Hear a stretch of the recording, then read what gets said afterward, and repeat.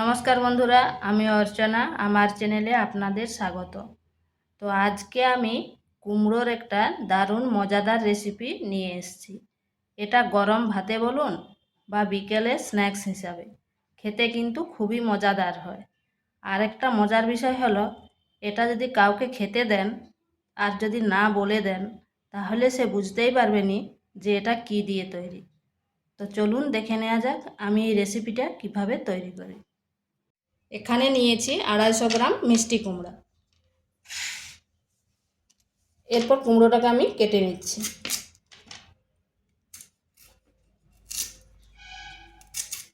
এই মিষ্টি কুমড়ার খোসাটা অনেকে কিন্তু কাটেননি বা বাদ দেননি, আমি বাদ দিয়ে দিচ্ছি।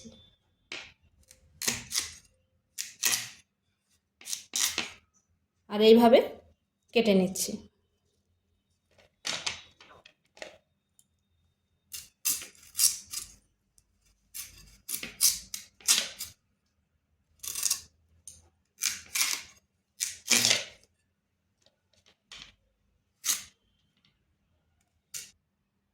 কুমড়াটা এরকম পাতলা পাতলা করে কেটে নিয়েছি।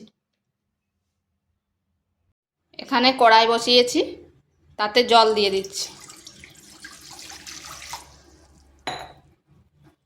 দিয়ে দিচ্ছি সামান্য লবণ। এরপর কেটে রাখা কুমড়োগুলো দিয়ে দিচ্ছি। আর দিয়ে দিচ্ছি 1 চামচ সরষের তেল।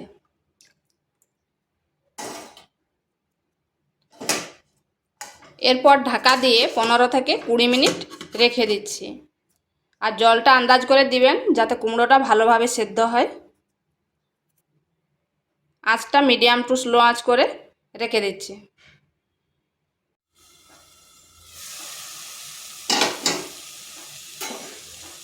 তো বন্ধুরা দেখুন, আমার জলটা শুকনা হয়ে গেছে আর এগুলো খুব ভালোভাবে সেদ্ধ হয়ে গেছে।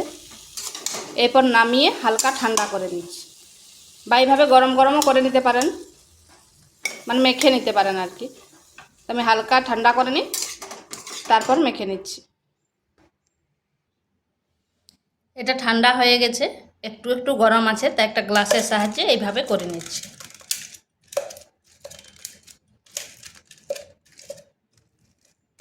এটা কিন্তু খুব ভালো করে মাখতে হবে যাতে একটুও লাম্পস না থেকে যায়।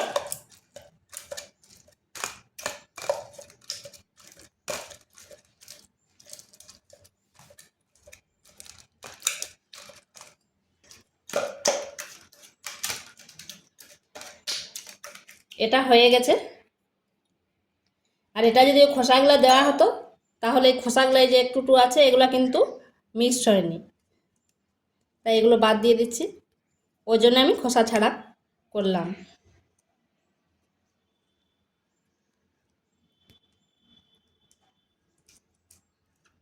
দেখুন একটুও লাম্পস নেই।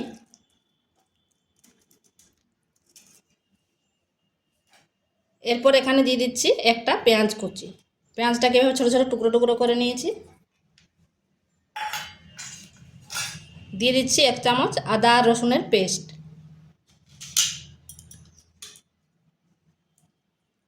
কাঁচা লঙ্কা, ঝালটা অবশ্যই আপনারা আপনাদের আন্দাজ মতো দিবেন। আর দিচ্ছি পুদিনা পাতা। আপনারা চাইলে ধনে পাতাও দিতে পারেন, কিন্তু পুদিনা পাতা দিলে এর গন্ধটা অন্যরকম হয়। এরপর এখানে মশলাগুলো দিচ্ছি। সামান্য লবণ দিচ্ছি, যেহেতু আগে লবণ দেওয়া আছে। লঙ্কার গুঁড়ো, জিরেকে ভাজা করে গুঁড়ো করে নিয়েছি, গরম মশলা,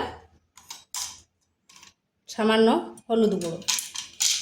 এরপর ভালোভাবে এগুলা মাখিয়ে নিচ্ছি।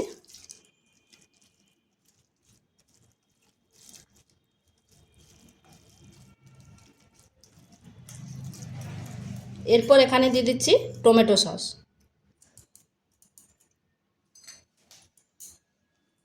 আর বাইন্ডিংয়ের জন্য দিচ্ছি ব্রেড স্ক্রাম্ব।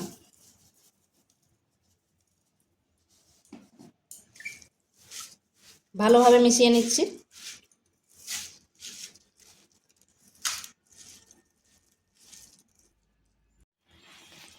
এটা খুব ভালোভাবে মাখিয়ে নিয়েছি। এরপর এখানে দিচ্ছি এখানে দিচ্ছি বেরেস্তা। বেরেস্তাটা অবশ্যই দেওয়ার চেষ্টা করবেন, এটা দিলে কিন্তু টেস্টটা আরও দ্বিগুণ বেড়ে যাবে। এরপর ভালোভাবে মাখিয়ে নিচ্ছি।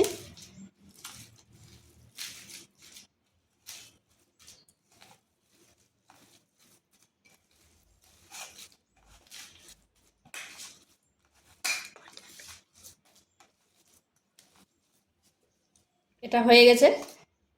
এরপর এরকম একটা আইসক্রিম কাঠি নিয়েছি।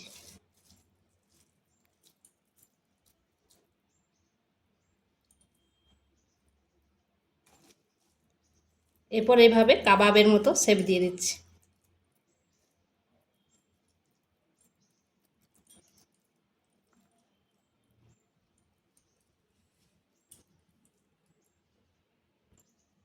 এইভাবে করে নিয়েছি।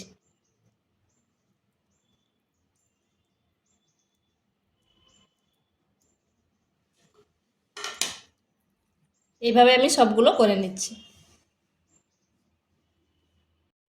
এইভাবে আমি করে নিয়েছি। শেপটা আপনারা যে যেরকম দিতে পারেন, কিন্তু আমি এইরকম দিলাম। এরপর কড়াইতে তেল দিচ্ছি। দেখুন কড়াইতে কিন্তু আমি খুব বেশি তেল দিইনি, আপনারা চাইলে ডিপ ফ্রাই করে নিতে পারেন, কিন্তু আমি হালকা তেলেই করব। এরপর এগুলো দিয়ে দিচ্ছি।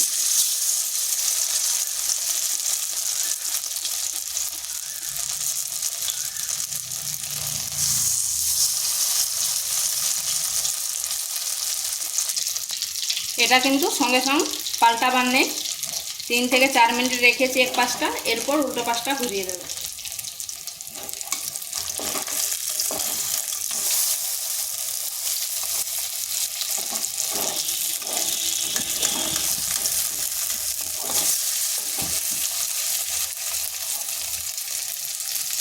এই পাশটাও 3 থেকে 4 মিনিট রেখে দিচ্ছি। তো এগুলো আমার হয়ে গেছে, আর দেখুন কালারটা কি সুন্দর এসছে। এটা দেখতে যেরকম মজার হয়, খেতেও কিন্তু সেই রকম লাগে। এরপর এগুলো তুলে নিচ্ছি।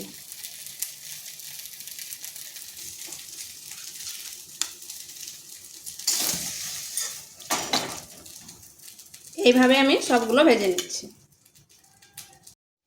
তো বন্ধুরা এগুলো আমার তৈরি হয়ে গেছে, আর দেখুন কত সুন্দর হয়েছে।